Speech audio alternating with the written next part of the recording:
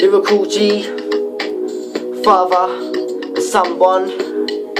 Twist the hopeful instrumental. A father's love. Big up. Yeah.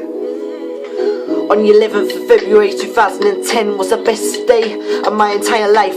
I became a daddy for the very first time. My jaw was hurting, all I could do was smile. When I cut his cord, looking in his eyes, when I held him tight for the very first time, I was so scared that I was gonna drop him, so I locked onto him. I told him so I loved him, and when I fed him for the very first night, he held onto my thumb and looked up at me. He knew exactly who I was his daddy, Kings, cause I was singing to him when he was just a bump, and I knew from then that we had this bond, something unbreakable and something so strong. So it's time to stand up, take responsibility, take care of my son and do him no wrong. When I looked at him, I saw something so fragile, something so small like a china doll. He was lying asleep, lying oh so selfless. His tiny little boy was already my world. I sit next to him in his incubator, just praying to God that I can make him better, so he could be healthy, so he could be strong, and we can be a family and take him home.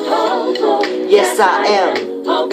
Today, take this music and use it, let it take you away, and be hopeful, and he'll make a way. I know it ain't easy, but that's okay. The 1 week later, it was our time to leave the hospital and go and live our lives. To finally take him home, show him his room that was covered in Tigger and Winnie the Pooh. For hours at night, I'd lay by his side, just stroking his face as I watched him sleep. This was my boy, this was my son, and on the list of my life is my number one. It didn't matter what time of the night. If my boy had a nightmare and catch the fright, like a rocket to his room, I'll be holding him tight.